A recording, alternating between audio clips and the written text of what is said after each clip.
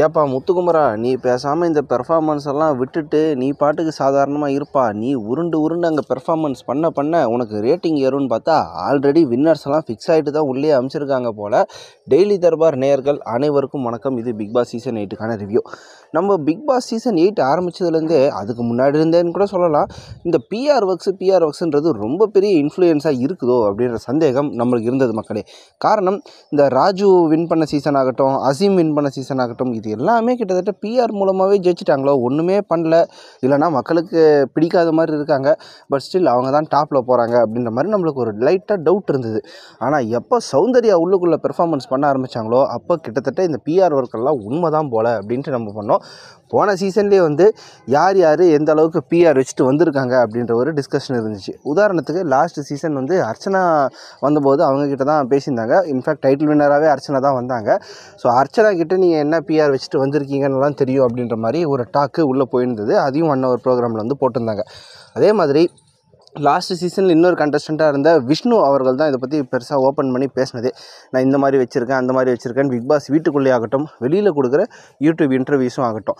So PR works அப்படின்னா எப்படி work ஆகுது அப்படின்னே வந்து பார்த்திங்கன்னா, ஒன்று உங்களுக்கு பூஸ்ட் பண்ணுறதாகட்டும், இன்னொருத்தவங்க வந்து டாப்பில் போகிறாங்கன்னா அவங்கள வந்து கம்மி பண்ணுறதாகட்டும், இல்லை நீங்கள் எத்தனை நாள் வீட்டுக்குள்ளே இருக்கணும் அப்படின்னு நீங்கள் நினைக்கிறீங்களோ அதுக்கேற்ற அளவுக்கு உங்களுக்கு ஓட்டிங் பண்ணுறதாகட்டும், இந்த மாதிரி பல வகையில் பிஆர் ஒர்க்ஸ் நடக்குது அப்படின்றது வந்து விஷ்ணு அவர்கள் பல இடங்களில் வந்து பேசியிருக்காரு.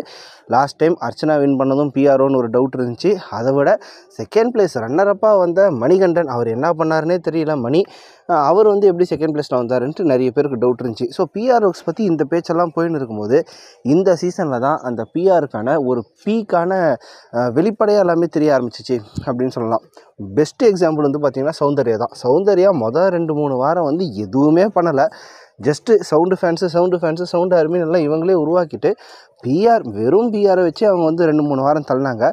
3வது 4வது வாரம் கழித்து தான் அவங்க வந்து சண்டை போடுறதோ பேசுகிறதோ ஏதோ ஒன்று பண்ணாங்க. அதுக்கு முன்னாடி வந்து ஜஸ்ட்டு முடிய மட்டும் இந்த பக்கமும் அந்த பக்கமும் திருப்பி தலையை சுற்றிருந்தாங்களே தவிர எந்த பெர்ஃபார்மன்ஸும் கிடையாது.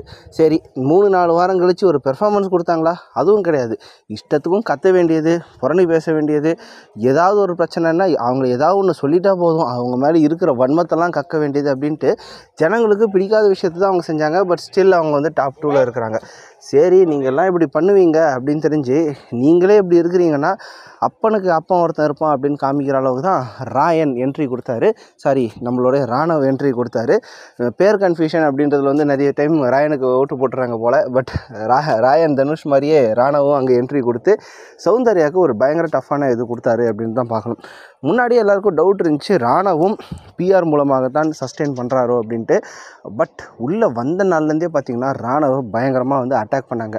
ஒருவேளை உள்ளே இருக்கிற ஹவுஸ்மேட்ஸுக்கு ராணவகிட்ட இவ்வளோ பெரிய பிஆர் பவர் இருக்குதுன்னு முன்னாடி தெரிஞ்சிருக்குமா அப்படின்னா எஸ், அதுக்கு தெரிஞ்சுக்க வாய்ப்பு இருக்குது. காரணம், இதுக்கு முன்னாடி வீட்டுக்குள்ளே இருந்த சத்யா அவர்கள் ராணவ் வந்து பிஆர் ஒர்க்ஸ் வச்சுட்டு தான் வந்திருக்காரு, செட் பண்ணிட்டு தான் வந்திருக்காரு அப்படின்ற மாதிரி ஒரு வார்த்தையே சொன்னார்.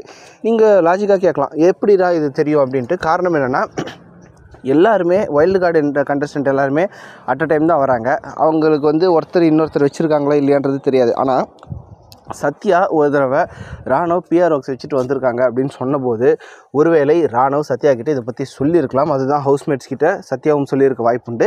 அதை கெட்டியாக பிடிச்சிட்டு ராணவை இப்போவே வந்து மொத்தமாக சதைக்கணும் அப்படின்ட்டு அவங்க முடிவு பண்ணிட்டு தான் எல்லா விஷயத்துக்கும் ராணவுக்கு அகேன்ஸ்டாகவே பேசியிருக்காங்க. பட் அது ஒரு கட்டத்தில் உல்ட்டாவாகிடுச்சு அப்படின்னு தான் பார்க்கணும். ஏன்னா சும்மாவே ராணவை வந்து இவங்க டார்கெட் பண்ணிகிட்டே இருக்கிறதால ராணவோட ரேட்டிங்ஸ் அப்படின்றது நேச்சுரலாகவே ஏற ஆரம்பிச்சிருச்சு. பட் இப்போயே அது முக்கியம் அப்படின்னு கேட்குறீங்களா? ராணவே மறைமுகமாக நம்ம பிஆர் தான் வச்சுருக்கோம் அப்படின்னு ஒத்துருக்காங்க. அதுவும் எந்த அளவுக்குனா, இந்த பிக் பாஸ் சீசன் 8க்கான டைட்டிலே என்னால் ஜெயிக்க முடிகிற அளவுக்கு வாய்ப்பு இருக்குது அப்படின்னு ஒத்துருக்கு மூலமாக தான் இந்த பிஆர் ஒர்க்கு ஒரு வேளை ராணவ் வச்சுட்டு வந்திருக்காரா அப்படின்னு தெரியணும். அதுக்கு ஏற்ற மாதிரியே சீன்ஸும் நடக்குதுன்னு பார்த்துக்கோங்களேன். அதாவது நேற்று ராத்திரி இந்த ஷோவெல்லாம் முடிஞ்சதுக்கப்புறம் இவங்க டிஸ்கஷன் ஒன்று போட்டிருக்காங்க. சாதாரணமாக பேசினுக்கும்போது இந்த பிஆர் ஒர்க்ஸுக்கான பேச்சுக்கள் வந்து வருது. அதில் முத்துக்குமரன் பிஆர் வச்சுருப்பாங்களா, ஜாக்லின் வச்சுருப்பாங்களா, அப்படி இப்படின்லாம் டிஸ்கஷன் போகுது. இதில் மேட்ரு என்னென்னா, இது நாள் வரைக்கும் ஜாக்லின் வந்து பெரிய அளவில் கைத்தட்டுகளோ பாராட்டுகளோ அந்த மாதிரியெல்லாம் வந்ததில்லை. ஆனால் திடீர்னு இந்த போன சாட்டர்டே சண்டே எபிசோடில் மட்டும் பயங்கரமான கைத்தட்டல், பயங்கரமான பாராட்டுக்கள், அப்படி இப்படின்ட்டு பிரித்து மேய்ஞ்சாங்கன்னு தான் சொல்லணும். அப்போ வந்து வீட்டுக்குள்ளே ஒரு புகைச்சல் கிளம்பியிருக்கு. ஒருவேளை ஜாக்லினோட பிஆர் வந்து பயங்கரமாக ஸ்ட்ராங் ஆகிடுச்சோ அப்படின்ற மாதிரி ஒரு பேச்சு வந்து இருந்தது. அது கிட்டத்தட்ட உண்மைதான்னு வச்சுக்கோங்களேன். உள்ள ஆளுங்களை வச்சு செட் பண்ணி கைத்தட்ட வச்சா அது போதுமே, ஒரு சிம்பிளான ஒரு பிரம்மையை வந்து நம்மளால் க்ரியேட் பண்ணிட முடியுமே. சரி, அது ஒரு பக்கம் இருக்கட்டும். அப்போ ராணாவை பார்த்து எல்லாருமே கேட்குறாங்க, நீ என்னப்பா பிஆர் வச்சுருக்க, எவ்வளோ வச்சுருக்க, என்ன ஏது அப்படின்னு கேள்வி கேட்கும்போது ராணவும் ஒரு இடத்துல கூட சிரிக்கலை. ஒரு இடத்துல ஏதோ ஒன்று பேச மாதிரி வந்துட்டு அதுக்கப்புறம் அமைதியாக இருந்து எல்லா இடத்துலையுமே வந்து பதில் ஆமாம் இல்லைன்னு எதுவும் சொல்லாமல் ஜஸ்ட்டு சிரிச்சினே அப்படியே மழுப்புற அப்படியே ராணவு. பட் கடைசியாக ஒரு இடத்துல ஓப்பன் பண்ணாங்கடா சாமி, இந்த பிக் பாஸ் டைட்டிலேயே வின் பண்ணுற அளவுக்கு எனக்கு வாய்ப்பு இருக்குது, அது மறுக்கிறதுக்கு இல்லை அப்படின்னு ராணவ் சொன்னபோது தான் எல்லாருக்கும் அந்த உண்மையை வந்து புரிஞ்சுது. உண்மையிலே வந்து பார்த்திங்கன்னா ராணவ் வந்து எல்லோரும் ஹவுஸ்மேட்ஸ் வந்து ராணவுக்கு அகேன்ஸ்டாக இருக்கிறாங்கன்றது ஓரளவுக்கு உண்மை. அந்த கை உடஞ்ச மேட்டரே கூட வச்சுப்போமே, ஜெஃப்ரி தள்ளி விட்டு ராணவுக்கு அடிபட்ட போது நடிக்கிறான்ட்டு எல்லாருமே வந்து சொன்னாங்க. ஜெஃப்ரி வந்து செல்ல புள்ள அப்படின்ற மாதிரி நிறைய பேர் வீட்டில் இருக்கிறவங்களும் சொன்னாங்க. பட் அதே ராணவ் வந்து ஜெஃப்ரி ஒரு வேளை தள்ளி விட்டுருந்தா இது எந்த அளவுக்கு பெரிய பிரச்சனையாக மாறி இருக்கும். ராணவ் வந்து அது பண்ணிட்டான் இது பண்ணிட்டான்னு ஒரு பெரிய கலைபுரமே வீட்டில் வந்து வெடிச்சிருக்கும். ராணவ் மேலே எல்லாருமே வந்து பாஞ்சிருப்பாங்க. ஆனால் ராணவுக்குன்னு அஃபெக்ட் ஆகும்போது இங்கே யாருமே ஒரு சக போட்டியாளராக கூட மதிக்காமல் நடிக்கிறான்னாங்க. இத்தனைக்கும் ஹாஸ்பிட்டலுக்கு தான் ஒரு கூட்டின்னு போயிருக்காங்கன்னு சொன்ன பிறகு கூட அவன் நடிச்சிருப்பான் அப்படின்னு தான் சௌந்தர்யாலாம் முழுக்க வன்மத்தை கக்கினாங்க. அநேகமாக நம்மளுக்கு தெரிஞ்ச வரைக்கும் சௌந்தர்யாவுக்கு வந்து என்னடா இவன் நம்மளை விட சூப்பரான பிஆராக வச்சுட்டு வந்திருக்காங்களே அப்படின்ற வன்மம் தான் அதிகமாக இருந்திருக்கும். அதனால தான் அவ்வளோ வன்மத்தை கக்கியிருப்பாங்களோ அப்படின்ற டவுட்டு நம்மளுக்கும் இருக்குது. சரி, அது ஒரு பக்கம் இருக்கட்டும். பட் இவர் பிஆர் வச்சுட்டு வந்தது வந்து பார்த்தா அதுக்கேற்ற மாதிரி ஹவுஸ்மேட்ஸும் ரியாக்ட் பண்ணிட்டு ராணுவுக்கான ரேட்டிங்ஸை பண்ணியிருக்காங்க. இப்போதைய நிலைமையில் வந்து பார்த்திங்கன்னா எல்லா ஆன்லைன் பிளாட்ஃபார்ம்லேயும் ஓட்டிங் அப்படின்றது பார்த்திங்கன்னா முத்துக்குமரனுக்கு தான் டாப்பாக இருக்குது. அதுக்கு அடுத்த இடத்துல சௌந்தர்யா தான் ஜென்ரலாக இருந்தாங்க. பட் இந்த கை அடிப்பட்ட எபிசோட்லேருந்து வந்து பார்த்திங்கன்னா ராணவோட ரேட்டிங்குன்றது தாறுமாறாக இன்க்ரீஸ் ஆகிருக்கு. அந்த பிஆருக்கான ஒரு புஷ்ஷு கிடச்சிருக்கு அப்படின்னு தான் பார்க்க முடியுது. எல்லா இடத்துலையும் சௌந்தர்யா இருந்தபோது பயங்கரமாக லீடிங்கோட ராணவ் வந்து முன்னேறி இருக்கிறாரு. அதுக்கு ஏற்ற மாதிரியே விஜய் சேதுபதியும் இந்த சாட்டர்டே சண்டே எபிசோடில் ராணவுக்கு பயங்கரமான ஒரு சிம்பத்தி ஓட்டையும் வந்து வாங்கி கொடுத்துருக்காரு அப்படின்றது தான் பார்க்க முடியுது. சரி, இதெல்லாம் நடக்குதேப்பா, ராணவ் வந்து வின் பண்ண முடியுமா அப்படின்னு கேட்டால் நம்மளுக்கு இந்த பிக் பாஸ் பார்க்க ஆரம்பித்ததுலேருந்தே ஒரு வேளை எல்லாத்தையும் செட் பண்ணிட்டு தான் உண்மையிலேயே இவங்க பண்ணுறாங்களோ, மக்களுடைய ஓட்டிங் அப்படின்றதுக்கு ஒரு மதிப்பு கொடுக்குறாங்களா இல்லையா அப்படின்னு தெரியாத அளவுக்கு தான் இருக்குது.